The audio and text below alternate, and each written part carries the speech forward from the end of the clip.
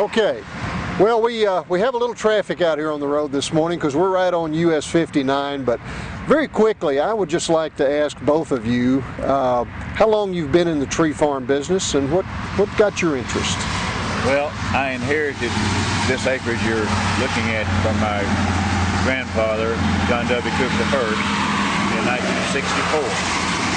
And the next year, I had the Soil Water Conservation of Panola County come up here and do soil samples and tell me my father was a cattleman. And so I was deciding what to do with this acreage, and they came back and says, well, it's sandy loam soil and you're really not going to grow much grass, but it'll grow trees like crazy. So I made the decision.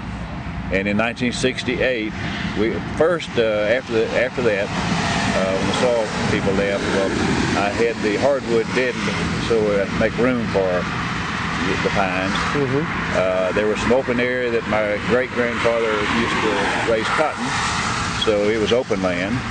And this particular area that you're looking at here was part of that open land and also across the highway. So I planted that very easily and then underplanted the hardwood. And that was in '68. So you're looking at trees that are close to 39 years old and have been thinned a few times. And they're talking to me about another thinning, and really, I just like the beauty of them, and I'm not quite ready, but my forester tells me I need to be ready. So we're working on that. Well, you can work on being ready. Oh, yeah. It might take another year.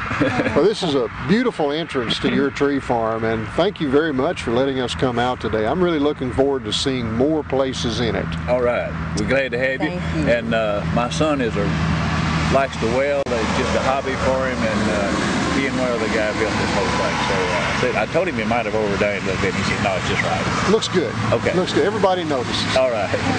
Well, thank you. We're going to go inside and take a look at some of the things you think are very interesting in there as well as out here. Thank you. Thank you. Right. Look forward to it. Appreciate it. Well, Mr. and Mrs. Cook, here we are somewhat in the interior of your property, and this is a really interesting site for people that are interested in the outdoors. What are some of the benefits you've enjoyed from being a tree farmer and a landowner? Well, my wife and I just enjoy coming up here, and especially spring and the fall. We just ride through, look at the timber, watch the wildlife. I have a turkey here. I've got a picture with 4 gobblers just right here at this deer stand in the lower area by a feeder, and the gobblers had nice beards. So and then I have the deer, and right now we're actually kind of fighting the hogs because they're coming in now, getting that corn and feed we're putting out. But it's just been a release for me. I can come up here after a day's work and get up here about 4 o'clock in the afternoon and just get away, and it's so relaxing, and I really have not probably. The timber is something I just like the beauty of, and I thought that I would want the monetary part, but really the monetary part is really kind of secondary. I want to do what's best for the land, and I've just enjoyed growing timber, and when it needs something, my forester works with me and we get it done, but I just really hate to clear cut. I've had to do one, but that just not what I like. But there are times when, the crop's right, you have to do it. So it's just been a pleasure to have this. I've enjoyed it so much. Well, I noticed, even though it's not on camera right now, this pond that you have here is new pond. Was built when? About 3 years ago. 3 years ago. And we're in the driest time, and it hadn't filled up, but we're hoping that get some rains and it'll come on up. The level will come up. Well, back behind us is a dock that you built, and unless somebody wants a good high dive, you're going to need more water in here. That's right. I have about 20 foot of water just below that little walkway there, but it doesn't show like it 20. But this is a really rolling hill area, and that's really how I built this. I just pushed one hill against the other and didn't dig the pond at all.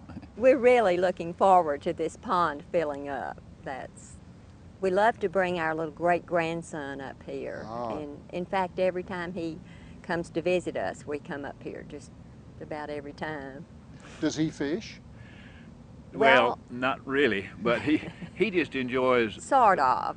Yeah, he has fished up here, and we let him bring his BB gun, you know, stuff like that. Great. He Excellent. mainly just likes to ride around in the mule and just enjoy the being out, the beauty of it. Well, that helps ensure another generation that'll be interested in this land, doesn't it? That's what we're working on. I'll bet. I'll bet you are. Oh, that's great. It looks good.